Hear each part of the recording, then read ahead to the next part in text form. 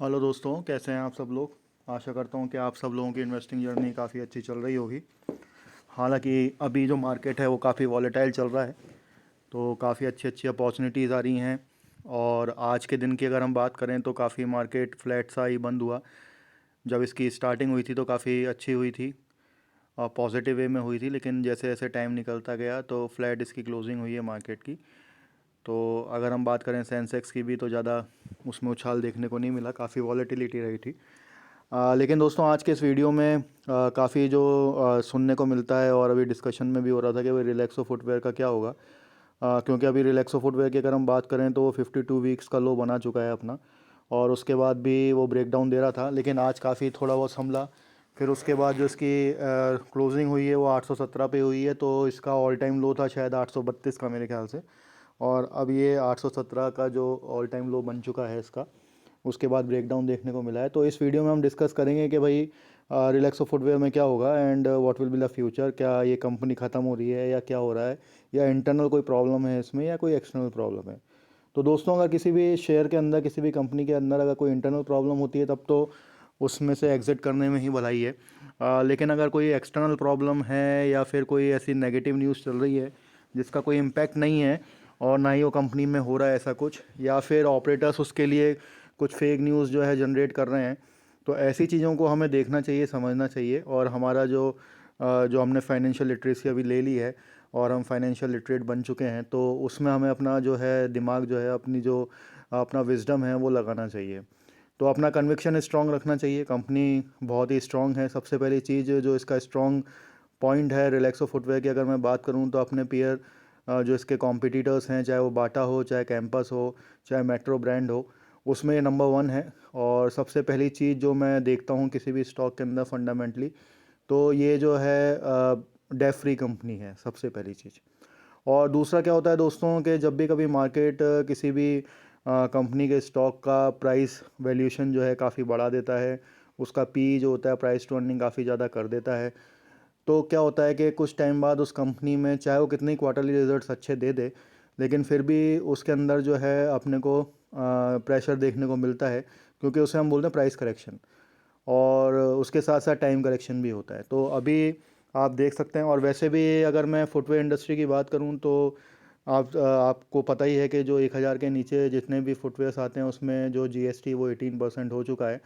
तो काफ़ी प्रेशर देखने को मिल रहा है।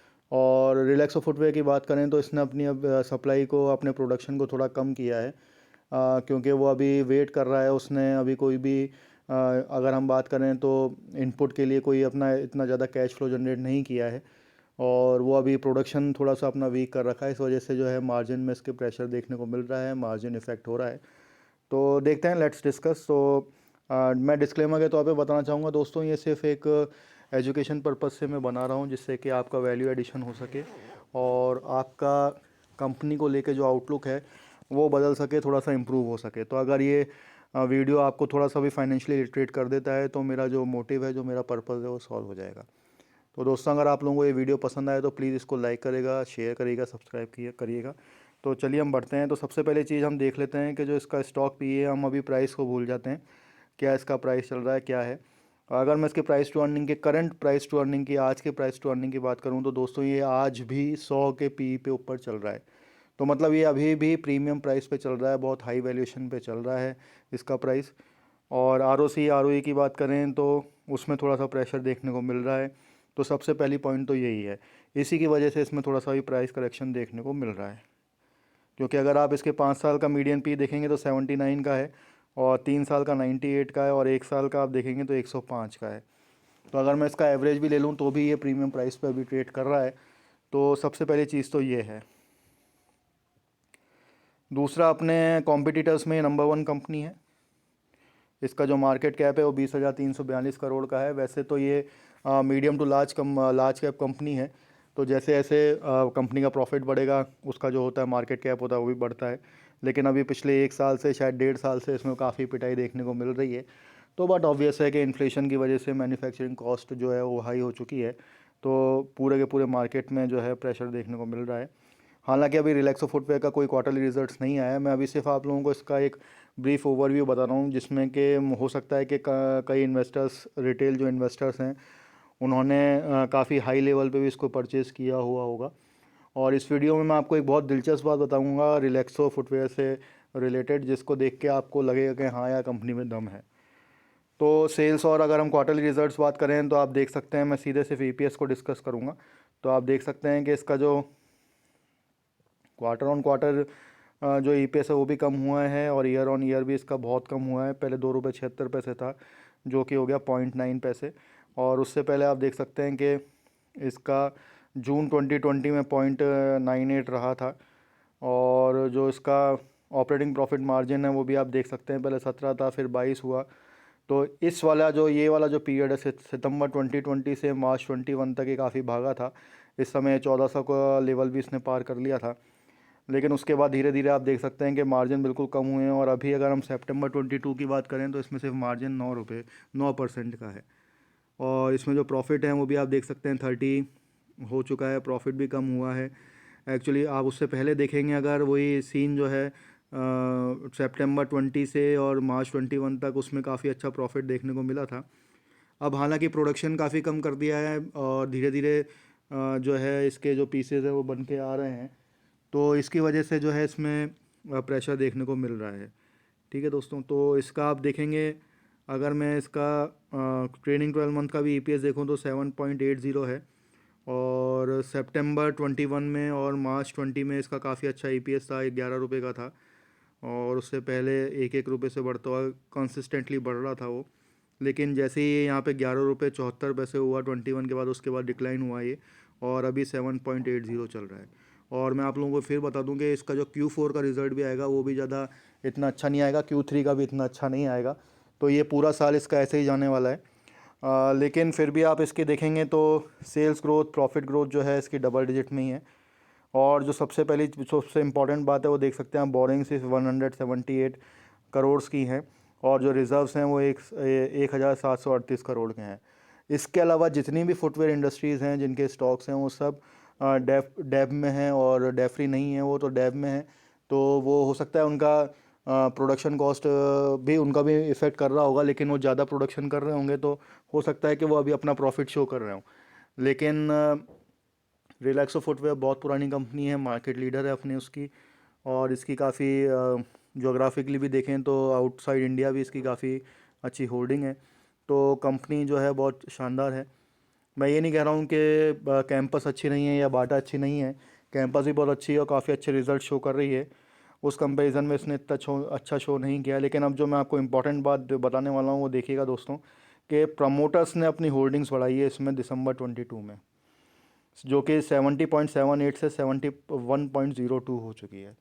तो ये इसका सबसे इम्पोर्टेंट आस्पेक्ट है दोस्तों, कि कभी भी अगर प्रमोटर्स इसको ख़रीद रहे हैं बिल्कुल एक डिस्काउंटेड प्राइस में, दैट मीन्स के कंपनी बहुत ज़ोरदार है।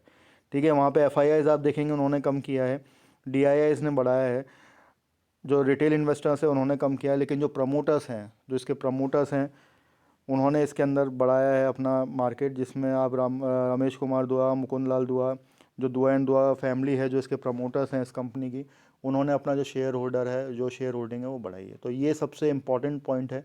तो प्रमोटर्स बढ़ा रहे हैं, दैट मीन्स कि उनका जो कन्विक्शन है कंपनी को लेके बहुत अच्छा है, स्टॉक को लेके बहुत अच्छा है। और आने वाले टाइम में हो सकता है कि अभी इसको Q4 तक नंबर इसके अच्छे नहीं आए, लेकिन अगर इस मान लीजिए हो सकता है कि इस कमिंग बजट में PLI स्कीम में आ जाए फुटवेयर इंडस्ट्री, तो जब ये भागेगा दोस्तों, जब ये स्टॉक भागेगा तो आप इसके प्राइस को पकड़ नहीं पाएंगे। ये इतनी तेज़ भगता है, इतना इतना शानदार इसका ग्रोथ है कि इसने 10 साल में अगर किसी ने 1 लाख भी इन्वेस्ट किए होते तो 1.25 करोड़ बना के दिए हैं दोस्तों। तो कंपनी बहुत स्ट्रॉन्ग है, और मेरी one of the favourite footwear industry की कंपनी है ये।